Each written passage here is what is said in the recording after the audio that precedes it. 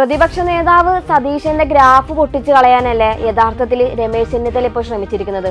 NDTV സർവേയുടെ വിശ്വാസ്യതയെ ചെന്നിത്തലയെ പോലുള്ള ഒരു ഉന്നത കോൺഗ്രസ് നേതാവ് തന്നെ ചോദ്യം ചെയ്തത് യഥാർത്ഥത്തിൽ ഈ സർവേ ഉപയോഗിച്ച് പ്രചരണം നടത്താനുള്ള UDF നീക്കത്തിന് തന്നെയാണ് ശരിക്കും തിരിച്ചടിയായിരിക്കുന്നത്. NDTV സർവേയില് മുഖ്യമന്ത്രി സ്ഥാനത്തേക്ക് VD സതീഷിനെയാണല്ലോ കൂടുതൽ പേര് പിന്തുണച്ചിരിക്കുന്നത്. ഭരണവിരുദ്ധ വികാരം ഉണ്ടെന്നും സർവേ കണ്ടെത്തിയിട്ടുണ്ട്. അങ്ങനെയാണെങ്കിൽ ഭരണം മാറുമോ? ഭരണം മാറുമോ ഇല്ലയോ എന്നൊന്നും എനിക്കിപ്പോൾ പറയാൻ പറ്റില്ല. എന്നാൽ ഈ പോക്ക് പോയാൽ മുഖ്യമന്ത്രി സ്ഥാനാർത്ഥിയാവാൻ ആഗ്രഹിക്കുന്ന VD സതീശനെ കോൺഗ്രസ് നേതാക്കൾ തന്നെ മാറ്റുമെന്നാണ് എനിക്ക് തോന്നുന്നത്. അല്ലാതെ എന്തു പറയാനാണ്? UDFന് അനുകൂലമായിട്ടുള്ള NDTV സർവേ റിപ്പോർട്ടിന്റെ ആധികാരികതയെ കോൺഗ്രസ് നേതാവ് രമേശ് ചെന്നിത്തല തന്നെ ചോദ്യം ചെയ്തോടെ ഇനി ആ റിപ്പോർട്ട് വെച്ച് മുന്നോട്ട് പോവാനും പ്രചരണം നടത്താനൊന്നും കോൺഗ്രസിനോ മുസ്ലിം ലീഗിനോ കഴിയില്ല. ഒരു പണിയില്ലാത്ത ചിലരാണ് സർവേ നടത്തുന്നത് എന്നാണ് ചെന്നിത്തല തുറന്നടിച്ചിരിക്കുന്നത്. അതിനാൽ തന്നെ തന്റെ പേരില്ലാത്തതിൽ സന്തോഷമാണെന്നും അദ്ദേഹം തുറന്നു പറഞ്ഞിട്ടുണ്ട്. മുൻ ആഭ്യന്തരമന്ത്രിയും അതുപോലെ തന്നെ മുതിർന്ന കോൺഗ്രസ് നേതാവുമായിട്ടുള്ള ചെന്നിത്തലയെ ഇങ്ങനെ പറയാൻ പ്രേരിപ്പിച്ചത് സർവേയിൽ പങ്കെടുത്തവരിൽ ഭൂരിപക്ഷം പേരും സതീശനെ പിന്തുണച്ചതുകൊണ്ടാണ്. പിണറായിയാണ് ഒന്നാം സ്ഥാനത്ത് വന്നതെങ്കിൽ പോലും ചെന്നിത്തല ഇത്തരം ഒരു കടുത്ത പ്രതികരണം നടത്തുമായിരുന്നില്ല എന്നാണ് എനിക്ക് തോന്നുന്നത്. അത്രക്കും ദേഷ്യം സതീശനോട് ചെന്നിത്തലക്കുണ്ട്. ഒരേ പാർട്ടിക്കാരായിട്ട് പോലും ഇരുവരും തമ്മിൽ എന്തായിരിക്കും ഇത്ര പക വരാനുള്ള കാരണമെന്നാണ് എനിക്ക് മനസ്സിലാകാത്തത്. അതിന്റെ കാര്യം ഞാൻ തന്നെ പറയാം. അതായത് കരുണാകരന്റെ മന്ത്രിസഭയിൽ മന്ത്രിയായ വ്യക്തിയാണ് ഈ രമേശ് ചെന്നിത്തല. വളരെ ചെറിയ പ്രായത്തിൽ മന്ത്രിയായിട്ടുള്ള അദ്ദേഹം യൂത്ത് കോൺഗ്രസിന്റെ അഖിലേന്ത്യാ പ്രസിഡന്റായിട്ടും അതുപോലെ തന്നെ AICC സെക്രട്ടറി ആയിട്ടും ദീർഘകാലം ദേശീയ തലത്തിലും പ്രവർത്തിച്ചിട്ടുണ്ട്. പിന്നീട് I ഗ്രൂപ്പ് വിട്ടപ്പോൾ G കാർത്തികേയനൊപ്പം ചേർന്ന് തിരുത്തൽവാദി ഗ്രൂപ്പ് ഉണ്ടാക്കാൻ മുൻകൈയെടുത്തതും ഈ ചെന്നിത്തലയാണ്. ഇതേ ചെന്നിത്തലയുടെ കീഴിൽ മൂന്നാം ഗ്രൂപ്പിൽ പ്രവർത്തിച്ചവരാണ് ഈ പറയുന്ന VD സതീശനും KC വേണുഗോപാലും എല്ലാം. കരുണാകരന്റെ മരണത്തോടെയാണ് I ഗ്രൂപ്പിന്റെ കടിഞ്ഞാൻ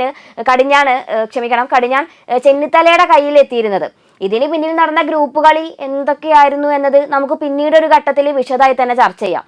ഈ ഘട്ടത്തിലൊക്കെ ചെന്നിത്തലയുടെ ഒപ്പം നിഴലായി തന്നെ VD സതീശനും KC വേണുഗോപാലും ഉണ്ടായിരുന്നു. യഥാർത്ഥത്തിൽ ഉമ്മൻചാണ്ടിയുടെ മരണവും KC വേണുഗോപാലിന്റെ AICCയിലെ പദവിയുമാണ് ചെന്നിത്തലയ്ക്ക് വിനയായി മാറിയിരുന്നത്. സംഘടനാ ജനറൽ സെക്രട്ടറി സ്ഥാനം ഉപയോഗിച്ചിട്ട് KC വേണുഗോപാൽ ആദ്യം ചെയ്തത് VD സതീശനെ പ്രതിപക്ഷ നേതൃസ്ഥാനത്തേക്ക് കൊണ്ടുവരിക എന്നുള്ളതായിരുന്നു. പിന്നീട് ഉമ്മൻചാണ്ടി ജീവിച്ചിരിക്കെ തന്നെ A ഗ്രൂപ്പിനെ പോലും പുലർത്തിയിട്ട് T സിദ്ദീഖിനെയും ഷാഫി പറമ്പിലിനെയും പോലുള്ളവരെ അടർത്തി മാറ്റിയതും KC വേണുഗോപാലാണ്. KC ഗ്രൂപ്പ് എന്നൊരു ഗ്രൂപ്പ് തന്നെ ഇതിനായിട്ട് അദ്ദേഹം ഉണ്ടാക്കിയിട്ടുണ്ട്. A ഗ്രൂപ്പെന്നും I ഗ്രൂപ്പെന്നും പലരും പോയതും ഈ ഗ്രൂപ്പിലേക്കാണ്. ഇതോടെ പാർട്ടിയിൽ കൂടുതൽ ദുർബലമായത് ചെന്നിത്തലയാണ്. ഉമ്മൻചാണ്ടി കൂടി മരണപ്പെട്ടതോടെ സതീശനും കളി തുടങ്ങി. പാർട്ടിയിലും ഗ്രൂപ്പിലും ചെന്നിത്തലയുടെ വിശ്വസ്തരായി നിന്നവര് പാർട്ടിയിലെ എതിരാളികളായി മാറിയതോടെ ചെന്നിത്തലയാണ് ശരിക്കും ക്ഷീണിച്ചു പോയത്. ഈ ക്ഷീണം അകറ്റി തിരിച്ചടിച്ചു കയറി വരാനാണ് ഇപ്പോൾ അദ്ദേഹം ശ്രമിക്കുന്നത്. ഇതിന്റെ ഇടയിൽ പാരയായിട്ട് ഇത്തരം ഒരു സർവേ കൂടി വന്നാല് അത് ചെന്നിത്തലയ്ക്ക് എങ്ങനെയാണ് അംഗീകരിക്കാൻ പറ്റുക? അദ്ദേഹത്തിന് ഇപ്പോൾ തന്നെ 69 വയസ്സുണ്ട്. UDFന് ഭരണം ലഭിച്ചാൽ മുഖ്യമന്ത്രിയാകാനുള്ള അവസാന ചാൻസാണ് ചെന്നിത്തലയ്ക്ക് മുന്നിലുള്ളത്. അതുകൊണ്ടാണ് അദ്ദേഹം ജാഗ്രതയോടെ മുന്നോട്ട് പോകുന്നത്. സർവേ ഫലത്തെ തള്ളി പറഞ്ഞതും അതുകൊണ്ടൊക്കെ തന്നെയാണ്. അങ്ങനെയാണെങ്കിൽ ചെന്നിത്തലയുടെ ഈ പ്രതികരണം ശരിക്കും ഇടതുപക്ഷത്തിനല്ലേ പിടിവള്ളിയാകുക? അത് കറക്റ്റാണ്. രമേശ് ചെന്നിത്തല തള്ളിപ്പറഞ്ഞ സർവേയെ കുറിച്ച് പിന്നെ ഒരു മറുപടി മുഖ്യമന്ത്രിയും ഇടതുപക്ഷ നേതാക്കളും പറയേണ്ട കാര്യമില്ലല്ലോ. തെരഞ്ഞെടുപ്പ് പ്രചരണത്തിന് UDFന് ഉപയോഗിക്കാൻ പറ്റുമായിരുന്ന ഒരു ആയുധത്തിന്റെ മുനയാണ് ചെന്നിത്തല ആയിട്ട് പൊടിച്ചു കളഞ്ഞിരിക്കുന്നത്. VD സതീശന്റെയോ അതല്ലെങ്കിൽ KC വേണുഗോപാലിന്റെയോ കീഴിൽ ഒരു മന്ത്രിസഭയിൽ വെറും ഒരു മന്ത്രിയെ ഇരിക്കേണ്ടി വരിക എന്നത് സ്വപ്നത്തിൽ പോലും ചിന്തിക്കാൻ ചെന്നിത്തലക്ക് കഴിയില്ല. സർവേയിൽ തന്റെ പേര് മനഃപൂർവ്വം ഒഴിവാക്കിയെന്ന് തന്നെയാണ് അദ്ദേഹം കരുതുന്നത്. NDTV സർവേ അപ്പോ ഒരു തട്ടിപ്പ് സർവേ ആണോ? സർവേകൾക്കെല്ലാം തന്നെ ഒരു തട്ടിപ്പ് രീതിയുടെ സ്വഭാവമാണുള്ളത്. കുറച്ച് പേരുടെ പേര് മാത്രം എടുത്ത് പ്രഖ്യാപിക്കുന്ന ഈ ഏർപ്പാട് തന്നെ അവസാനിപ്പിക്കേണ്ട കാലം കഴിഞ്ഞിട്ടുണ്ട്. കേരളത്തിൽ ഭരണവിരുദ്ധ വികാരം ഉണ്ടെന്നാണ് NDTV വോട്ട് വൈബ് സർവേ ഫലത്തിൽ പറയുന്നത്.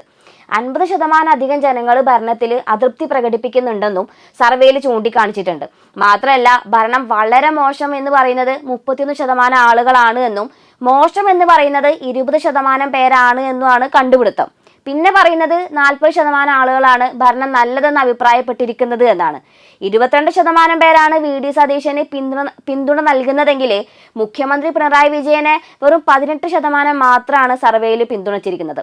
കെ ശൈലജയെ 16% പേരുടെയും അതുപോലെ തന്നെ BJP സംസ്ഥാന അധ്യക്ഷനായിട്ടുള്ള രാജീവ് ചന്ദ്രശേഖറിന് ഏകദേശം ഒരു 14.5% പേരുടെയും പിന്തുണയുണ്ട് എന്നും സർവേ അവകാശപ്പെടുന്നുണ്ട്.